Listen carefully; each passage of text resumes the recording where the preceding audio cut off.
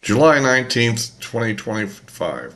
Well, we got a real mess on our hands, don't we, with this idiotic Epstein thing, which I'm like becoming more and more appalled, not at any wrongdoing, as just a terrible management of the issue that people in the Trump world are doing, including the president himself. Um, so I even really hate to actually waste my time doing a video on this, but I guess it's a popular topic, and so I have to put in my 2 bits worth. The latest episode in this is the Wall Street Journal has come out with something about a Christmas card that Trump allegedly sent to Epstein in 2003. And now Trump apparently is denying that he sent the card and is actually suing News Corp, which owns Wall Street Journal, over it. Um, which I'm left with kind of an attitude of like, what the heck? I mean, first of all, the idea that it was actually a fraud is interesting. And supposedly, of course, we haven't seen it. I guess if it is subjected to analysis and you find out it really was fraudulent in some way, um, it, it, uh, it doesn't make a lot of sense, actually. I tend to think, having thought about it for a few hours now, I tend to believe it probably is authentic. And the question is, why are we risking our credibility by denying it? I mean, let's just step back a second. Let's say that it actually is true, that he sent this Christmas card as stated. So, big deal. I mean, there's no doubt that in fact, Epstein wasn't kicked out of Mar-a-Lago until I think 2004, when apparently at that point in time, Trump apparently got some adverse information about Epstein and decided that he shouldn't be associating with the guy.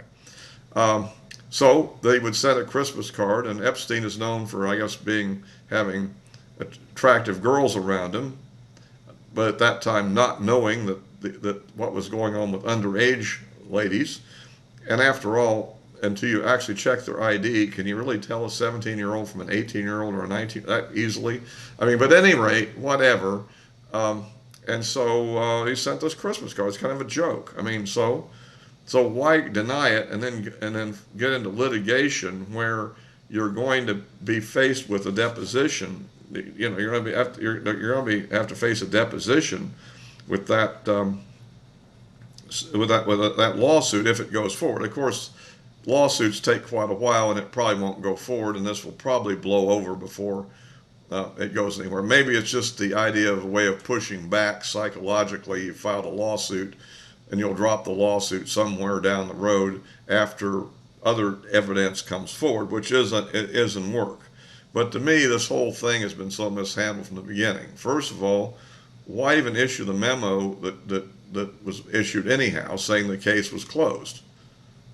I mean, I guess the idea was probably that in the wake of the victory on the big beautiful bill, the idea would be that that would so dominate the news that this would kind of fall into obscurity. But unfortunately, our right-wing talk show hosts and our true advocates out there had to blow a fuse over it.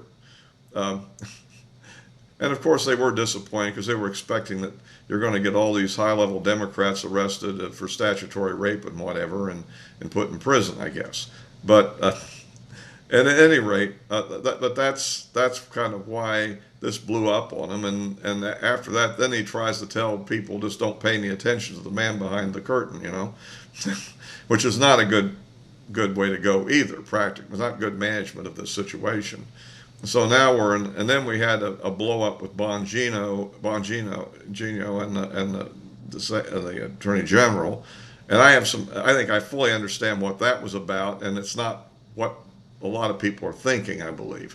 So, any rate, so that being given, I think the key facts are, though, and the most important facts are, that Trump never went to the island. He never flew on the Epstein airplane, and he didn't have any kind of thing, improper behavior with underage girls.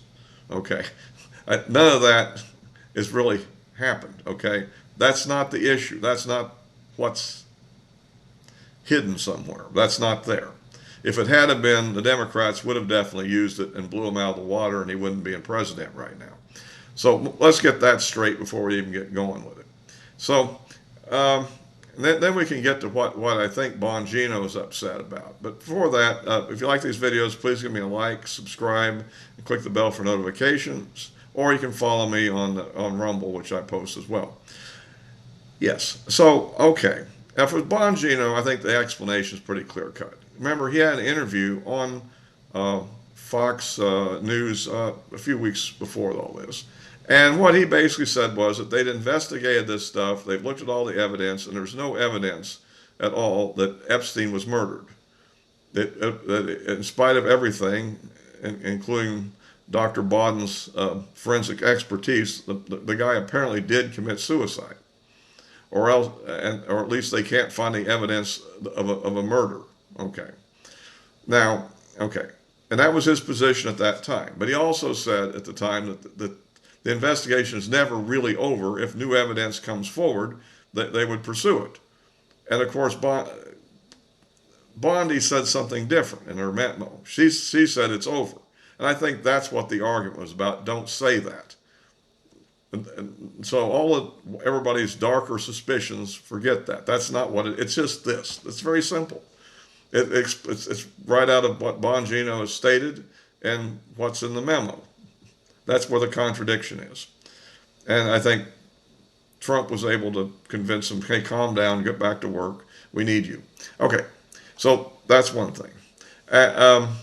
So and I think otherwise, I mean, a different approach to this whole thing, which they're kind of getting into now, which they should have done from the outset, is if they were going to do anything about it, was to say that, that all this evidence, this grand jury testimony, and remember the grand jury testimony also includes material evidence that would be presented to the grand jury, right? So it's not just talk, it's also evidence. So the point of that is that okay, that's under seal of a court order. So the Justice Department legally can't just release it. There's a law about that. So now the latest development, right before I was recording this video, is that the Justice Department has now has filed a motion before the court to unseal this evidence. So we'll have to wait and see what the judge says. But remember, one of the key things about why it was sealed by the judge was that to protect the victims. And I think that's probably what's in play. And we'll see what the courts ultimately decide with that and where it goes. But that is a good move at this point, rather than telling people to look the other way. And so, and I think that ultimately what we're going to find out is that, that there's really nothing there. I mean, now there may be something there on certain individuals. And this gets into a variety of legal issues. Remember, all these events occurred many years ago. Well, we're talking almost 20 years ago and more. And depending on what state or jurisdiction these things came in, there are states that have laws which say that there really is no statute of limitation for sex crimes against underage victims. Okay, and there are other places where they probably don't have that law. So I don't know what the exact law in the Virgin Islands is. I do know the age of consent in the Virgin Islands is 18. So Randy Andy, the prince from England, has a little issue there because she was 17. Okay, to give you an example, I tend to think most of these girls were close to 18, but some of them were underage. Okay, I don't. Were any of them really in the 13 and 14 range? I don't know. This is another issue that's going to come out. But the legal impact would be greater in those younger ages than it would be the ones that were 17. But these men would still be potentially guilty of statutory rape. Okay, got that.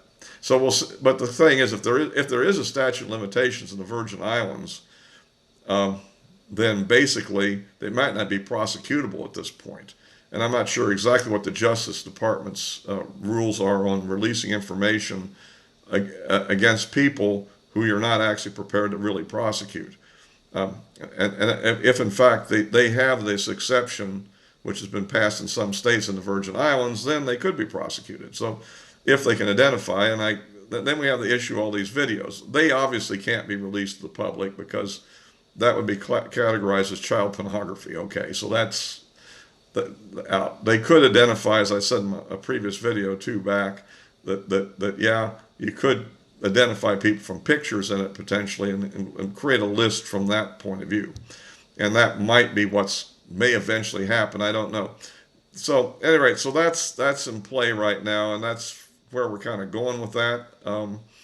And but I think this has been horribly mishandled, and I think everybody's kind of overreacting in some ways. I get, but again, we don't know what the courts are going to rule on this. The other issues, I guess, there may be other evidence. The videos can't really be released, and they might. Maybe they could be a special committee formed by the Congress, and our congressman will be watching all this stuff and trying to identify. I don't know. I guess we'll have to see what happens, whether identifying people in the videos is the thing that will happen or not. There's certainly, that would be one approach that might occur. So, and again, it will depend a lot on the legal technicalities. Remember, the transportation for illicit purposes was done by Epstein and Company, and so he's dead, so I don't think they transported anybody, so they probably aren't guilty of that, actually. They probably don't have a legal exposure on that one. So anyhow, that's kind of my assessment of this thing. It is a complete mess up at this point, and hopefully we can get it straightened out. I really caution Trump that if you really sent that card, it's no big. Don't waste too much effort denying it and then finding out later on it's true. I mean, that's not smart, because the card is not really incriminating, as been described. It really isn't. And so anyway, that's kind of my view on that. And so other issues that come up. But on the other hand, on the counterattack front, I guess we now come out with a charge from the that basically that Obama and key people were actually working to put out a false story about Trump being involved with the Russians and a collusion with the Russians. So that's in play right now. I guess that's just been launched this evening. And so we'll see where that goes. I don't have enough information on that to really know what to say about it yet. It is a classic crisis management thing. If you can't defend what your situation is, then change the subject. So that's we'll see where that goes. I think there probably is some truth in that one. The Democrats have definitely been trying to put out a false attack, and they were definitely trying to bring down Trump in the first administration because of false charges on Russian collusion, which never occurred. And that's why I generally tend to see that take the stance I've taken on this one too. Okay, well, that's about that on that subject. I would like to say I'm kind of a little surprised that more people didn't watch my last video that I put out Monday. On Tuesday. I thought that was a very interesting video on the situation with respect to the Ukraine situation and the weapons and all that, and the risks that are being run by continuing to pursue this, particularly with these ideas of secondary sanctions, where that goes. So I'd refer everybody to go take a look at that. I might put a link to that in the description below.